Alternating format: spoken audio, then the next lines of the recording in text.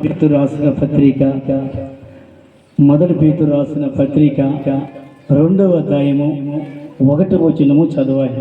Bible ఉన్న వాళ్ళు త్వరగా చదివి వినిపించాలి. ప్రభు దయాళుడని మీరు రుచి చూసిన వెడల సమస్తమైన దుష్టత్వమును సమస్తమైన కపటమును వేషధారణ అసూయ సమస్త దూషముల మాటలు మాని కొత్తగా జన్మించిన సుశిన పోలిన వారై నిర్మలమైన వాక్యమును పాలవలన రక్షణ విషయములలో ఎదుగు నిమిత్తమై అపేక్షించుడి. చెప్పలు కొడదాం గట్టిగా. ఒక కొత్తగా జన్మించిన ఒక బిడ్డ ఎలాగా పాలు తాగి ఎదుగుతుందో నీవు కూడా దేవుని వాక్యాన్ని పాలలాగా తాగి రక్షణల ఎదగాలని దేవుడు కోరుకుంటున్నాడు. దుష్టత్వమును కుట్రలను కలవశములను విభేదాలని మాని పాలు ఎలాగా తల్లి పాలు తాగి ఎలాగ ఎదుగుతాడో నీవు కూడా దేవుని వాక్యం విని నువ్వు ఎలాగ నడవాలి, నువ్వు ఎలాగ మాట్లాడాలి, నువ్వు ఎలాగ ప్రవర్తించాలి, పెద్దలు ఎదుటి ఎలాగ ఉండాలి, ఒకవేళ చిన్నపిల్లలు ఎదుట ఎలా ఉండాలి, యవనస్తుల కాడ ఎలాగ ఉండాలి, యవన కన్యకల కాడ ఎలా ఉండాలి అనేది ఒక వాక్యము నీకు స్పష్టంగా నేర్పిస్తుంది. అందుకొరకే వాక్యము పాలై ఉందని బైబిల్ చెప్తుంది. ఆ రోజు నిన్నటి రోజున వాక్యము ఖడ్గమైందని చెప్పాము. ఆ ఖడ్గము కడుపులోకి తీరి నీళ్ళు ఉన్న ఎముకలలో మూలికలలో లేకపోతే నీ తలంపులలో నీ హృదయములలో ఏదైనా చెడు ఉంటే అది తీసేసి నీకు పశ్చాత్తాపం పుట్టించేది దేవుని వాక్యమని బైబిల్ చెప్తుంది.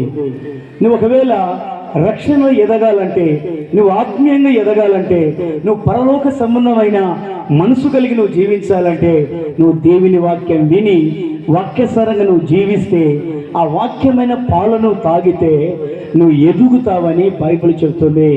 పాలు తాగి పిల్లవాడు ఎలాగ ఎదుగుతాడో నీవు కూడా వాక్యాన్ని అవలంబించి వాక్యాన్ని తిని అలాగ ఆత్మీయంగా రక్షణలో నువ్వు ఎదుగుతావని బైబిల్ చెప్తుంది.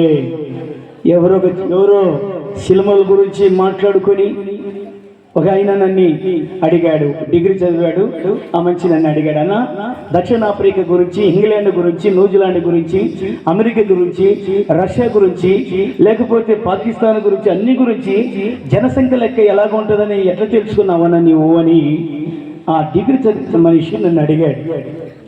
నేనన్నాను, దేవుడు ప్రతి మనిషికి టాలెంట్ ఇస్తాడు, జ్ఞానం ఇస్తాడు, తెలివి ఇస్తాడు. ఈ తెలివిని జ్ఞానాన్ని ప్రయోజకరమైన దాన్ని తెలుసుకోవటానికి నువ్వు వాడుకుంటే నువ్వు తెలుసుకుంటావు. ఒకవేళ నీకు ఇచ్చిన జ్ఞానాన్ని, నీకు ఇచ్చిన తెలివిని లేకపోతే సినిమాలను తెలుసుకొని, లేకపోతే నాటకాలను తెలుసుకొని, లేకపోతే రాజకీయాలను తెలుసుకొని, లేకపోతే పాపాన్ని తెలుసుకొని, లేకపోతే లోక సంబంధాన్ని తెలుసుకొని, నీ జ్ఞానాన్ని లోకానికి, నీ తెలివిని లోకానికి తెలుసుకుంటే నీకు ప్రయోజకరమైన దాన్ని నువ్వు తెలుసుకోకుండా నీకు ఇచ్చిన జ్ఞానాన్ని నువ్వు అజ్ఞానంగా మారిపోతావు. దేవుని బిడ్డలారా, ప్రపంచంలో అమెరికా దేశంలో 36 కోట్లు, ప్రపంచంలో 36 కోట్లు ఉంటాడు అమెరికా దేశంలో. రష్యా దేశంలో ప్రపంచంలో నంబర్ 1 అమెరికా దేశం. 36 కోట్ల మంది అమెరికా దేశంలో ఉన్నారు. రష్యాలో 14 కోట్ల మంది ఉన్నారు. ఇటలీ దేశంలో 11 కోట్ల మంది ఉన్నారు. పాకిస్తాన్లో 20 కోట్ల మంది ఉన్నారు. చైనా దేశంలో 140 కోట్ల మంది ఉన్నారు. మన భారతదేశంలో కూడా 130 కోట్ల మంది దగ్గరకు ఉన్నారు. కానీ జెరూసలేము యేసుక్రీస్తు పుట్టిన దేశంలో మాత్రము 90 లక్షల మాత్రమే ఉన్నారు. చపలు కొడదాం గట్టిగా అందరం. హల్లెలూయా. కేవలం 90 లక్షలు మాత్రమే. ప్రపంచంలో అన్ని దేశాలలో కోట్లు దాటారు, కానీ మన ఇస్రాయేల్ దేశం కోట్లు దాటలేదని కేవలం 90 లక్షల మందే. కానీ అంత టెక్నాలజీ కలిగిన వాళ్ళు, పెద్ద అమెరికాకి దిక్కునంత సామర్థ్యమును లేకపోతే హంబులు, లేకపోతే బాణాలు, లేకపోతే బాంబులు, టెక్నాలజీ కలిగిన దేశం అది. 90 సంవత్సరాలు 90 లక్షల మంది ఉన్నా కూడా అంత టెక్నాలజీ కలిగిన దేశం అది. ఎందుకు అంత గొప్ప స్థానంలోకి వెళ్ళిందంటే మన ప్రభు యేసుక్రీస్తు 2000 సంవత్సరాల కిందట బెత్లెహేము మార్గ మధ్యలో ఆయన యేసుక్రీస్తు ఆడ పుట్టాడు. యెరూషలేములో, బెత్లెహేములో. అక్కడే పుట్టాడు, అక్కడే పెరిగాడు, అక్కడనే బాప్తిసం తీసుకున్నాడు. అక్కడనే 33.5 సంవత్సరాలు ప్రపంచంలో సువార్త ప్రకటించాడు. అక్కడనే సిలువ వేసుకున్నాడు, అక్కడనే మరణించాడు, అక్కడనే సమాధులు పెట్టబడాడు.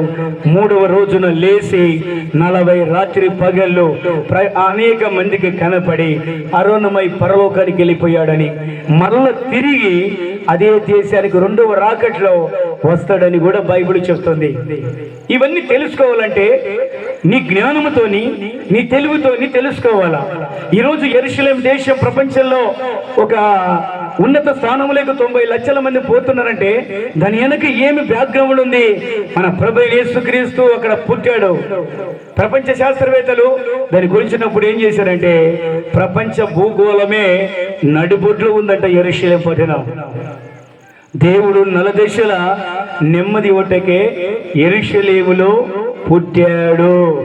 అందుకొనక దేవుని బిడ్డ, దేవుని వాక్యము ప్రపంచం గురించి తెలియజేస్తుంది.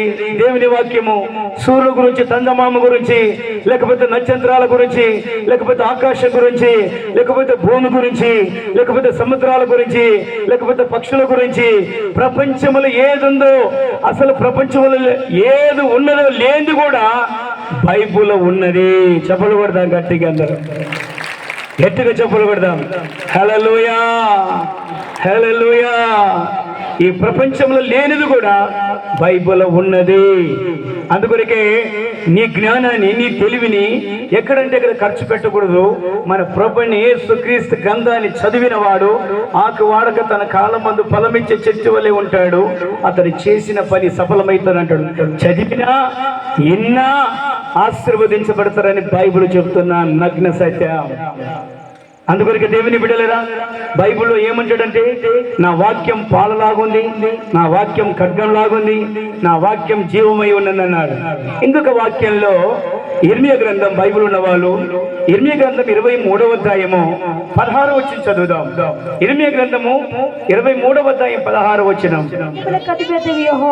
సైన్యులకు అధిపతి అయిన యెహోవా ఇలాగ సెలవిస్తున్నాడు, నువ్వు ప్రవచనములు ప్రకటించే ప్రవక్తల మాటలను ఆలకింపకండి, మేము మిమ్మల్ని భ్రమ పెడతారు. వారు నన్ను తృణీకరించు వారితో, వాళ్ళకు కొంతమంది దొంగ సేవకులు వచ్చి నాకు కల వచ్చింది, నాకు దర్శనం వచ్చింది, నీ పిల్లవాడు కనపడాడు, నీ కూతురు కనపడింది, నీ భర్త కనపడాడు, నీ కుటుంబం కనపడింది, నాకు నేను ప్రార్థన చేసుకుంటే నీ కుటుంబం కనపడదంటే ఇటు సోదలకి మస్తుగా పడిపోతారు జనాలు.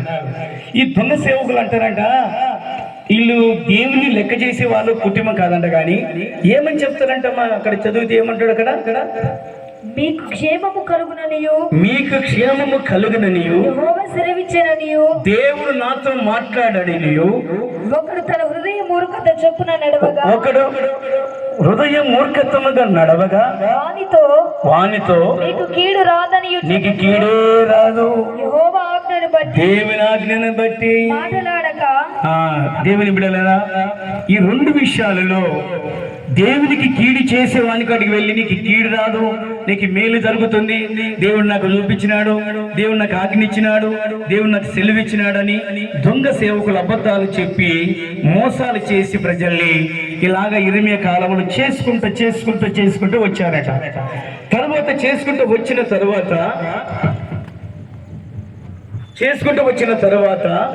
బైబిల్లో 17వ వచనములో ఏమంటాడు దేవుడు? ఒకసారి ఇర్మియాతో ప్రత్యక్షంగా ఏమంటాడు దేవుడు? 17వ వచనంలో, వారు నన్ను తృణీకరించిన వారితో నీకు క్షేమము కలుగునని యెహోవా సెలవిచ్చెననియు, ఒకడు తన హృదయ మూర్ఖత చొప్పున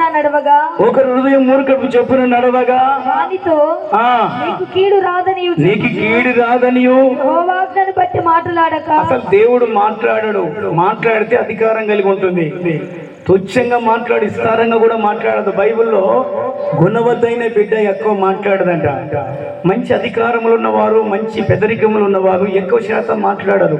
అసలు ఇంట్లోతో కూడా తక్కువనే మాట్లాడగలుగుతారని బైబిల్ చెప్తుంది. వీళ్ళు విస్తారంగా మాట్లాడుతూ ఉండగా 22వ వచనములో ఇర్మీయాతో దేవుడు ఏమన్నాడంటే, ఇర్మీయా, వాళ్ళు నన్ను తునీకరించిన వారు, నన్ను విసర్జించిన వాళ్ళు, వాళ్ళ కాడు వెళ్ళి నేను మాట్లాడినాను, నన్ను దేవుడు ఆజ్ఞించాడు, దేవుడే మాట్లాడినాడని ఈ అబద్ధ సేవకులు చెప్తున్నారే, నేను ఎవరిని తెలుసా?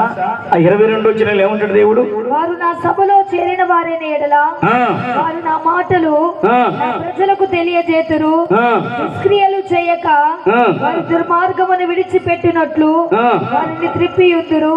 ఇదే యెహోవా వాక్కు. 23వ వచనం, సమీపమున నుండి దేవుడను మాత్రమేనా? నేను సమీపమున్న దేవుడను మాత్రమా? దూరమున నుండి దేవుడను కానా? దూరమున దేవుడను కాదా? యెహోవా సెలవిచ్చిన మాట ఏదనగా, దేవుడు సెలవిచ్చిన మాట ఏమనగా, నాకు కనబడకుండా, నాకు భూగోళములో కనపడకుండగా రహస్య స్థలములలో దాచగలవాడు భూమి మీద 800 కోట్ల మంది ఉన్నారు కదా, అమ్మాయిలు, అబ్బాయిలు, స్త్రీలు, పురుషులు ఉన్నారు కదా. ఏ తప్పైన చేసి ఈ 800 కోట్ల మంది ప్రపంచంలో 290 దేశాలు ప్రపంచంలో ఉన్నాయి. ఈ భూగోళంలో ఎవరైనా సరే నా కంటికి కనపడకుండా ఏ పొరపాటు చేసి దాచగలిగిన వాడు ఎవరు లేరు. నేను దగ్గరున్న దేవుడు కాదు, దూరమున్న సమీపంలో ఉన్న అన్ని పరీక్షించే దేవుడను. చెప్పలు కూడా గట్టిగా అందరం హల్లెలూయా, హల్లెలూయా. తర్వాత 28వ వచనంలో ఏమంటాడు దేవుడు?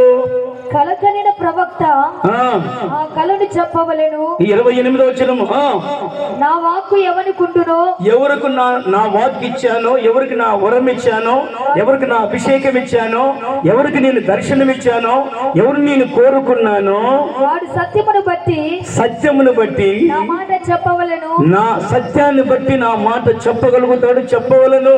ధాన్యముతో చెత్తకు ఏమి సంబంధము? ధాన్యముకు చెత్తకు ఏమి సంబంధము? ఇదే యెహోవా వాక్కు. నా మాట అగ్ని వంటిది కాదా? నా మాట అగ్ని వంటిది కాదా?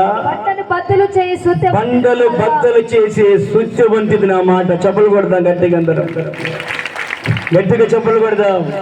నేను తుచ్చమైన మాట్లాడే మాట వాడిని కాదు, నేను పదే మాట్లాడేవాడిని కాదు. ఇంటి పక్కల గురించి, ఇరుగు పొరుగు వాళ్ళ గురించి, బంధువుల గురించి అన్నాక మంది చెడ్డ మాటలు మాట్లాడేవాడిని కాదు. నేను ఎవరిని తెలుసా? నా మాట ఎటువంటి తెలుసా? ఇర్మీయా, అగ్ని లాంటిది నా మాట. నేను మాట్లాడితే ఈ పట్టణం దహించును కాకంటే పట్టణం అంతా అగ్ని పాలైపోతుంది.